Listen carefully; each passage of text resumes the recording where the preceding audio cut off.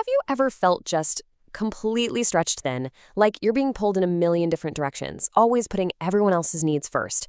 Well, if that sounds even a little bit familiar, then we need to talk about something that can totally change your life: personal boundaries. So, in this explainer, we're going to unpack what they are, why they can be so tough to set, and the incredible freedom they can bring. Let's get right into it.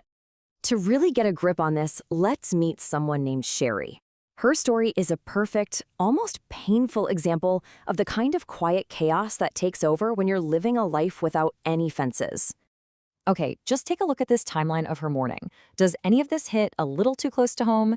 It's a complete whirlwind of other people's emergencies. Her day starts and she's already behind, all because her mom just showed up. Then it's just rushing. Before she can even breathe, boom, she's on the phone playing therapist for a friend, and then she's cleaning up her boss's mess. She just keeps saying yes to everyone, and you can just feel that stress and resentment building with every single yes. And this quote, wow, it just gets right to the heart of how she feels. These words that should be compliments, dependable, reliable, they just feel like a heavy weight. She's not being valued for who she is as a person, but for her utility, for how much she can carry for everybody else. It is a heavy, heavy load, and it is wearing her down. So after a full day of giving every last bit of herself to everyone else, she finally turns to the one relationship where she's hoping, just hoping, to get something back. And what does she find? Nothing. Just silence. The day ends not with a big fight, but with this quiet, lonely disappointment. And really, that's the ultimate price of living without boundaries. You end up feeling completely isolated. So what is the root cause here? It's not that Sherry's a bad person, and it's not that the people around her are evil. The problem is a total lack of boundaries. So let's actually define what we're talking about, because understanding this concept is the absolute key to changing that whole dynamic. The best way to think about boundaries is to picture the property lines around your house. They're super clear, right? They show what you own and what you're responsible for. Well, in life, personal boundaries do the exact same thing for your feelings, your time, and your energy. They draw a clear line in the sand that shows what's your problem to solve and what belongs to someone else. This analogy makes it even more obvious. Just imagine your sprinkler is aimed wrong, so it's watering your neighbor's lawn perfectly, but totally missing your own. So your grass is turning brown and dying while their lawn is looking lush and green. Now, why on earth would your neighbor ever bother to buy their own sprinkler? They have zero reason to fix their own problem because you're fixing it for them, all at your own expense. This is such a powerful quote. It actually comes from a therapist who was talking to these parents who were constantly bailing out their adult son. See, they were watering his lawn for him. By always swooping in and taking on his problems, they were robbing him of the natural consequences of his own actions. Suddenly, the problem wasn't his anymore. It became theirs.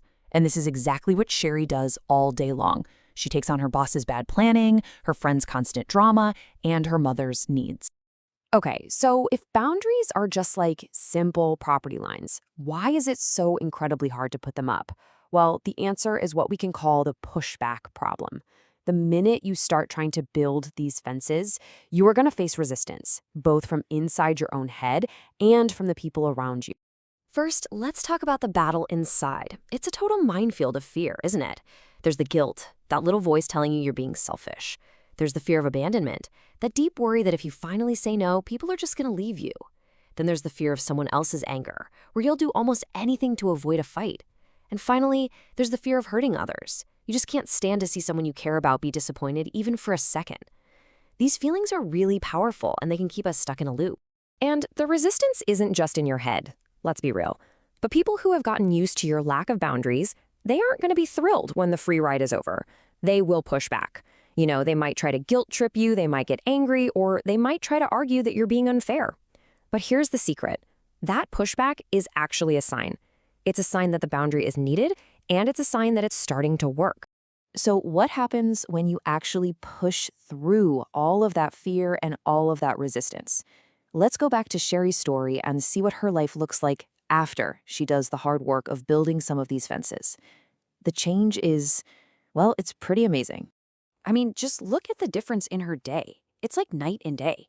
There's order, there's calm. She actually wakes up rested. Her kids are helping out and they're learning to be responsible because she's allowed them to face the consequences of their own actions. Her boss, he's suddenly been forced to manage his own workload because she's not his safety net anymore. And best of all, look at the end of her day. That moment of real connection she was craving with her husband, it's finally happening. So here's the most important point, the thing you really need to get. Boundaries aren't walls that you build to keep people out. They are fences that create a safe, healthy space for good relationships to grow. They lead to real freedom, true responsibility, and self-control.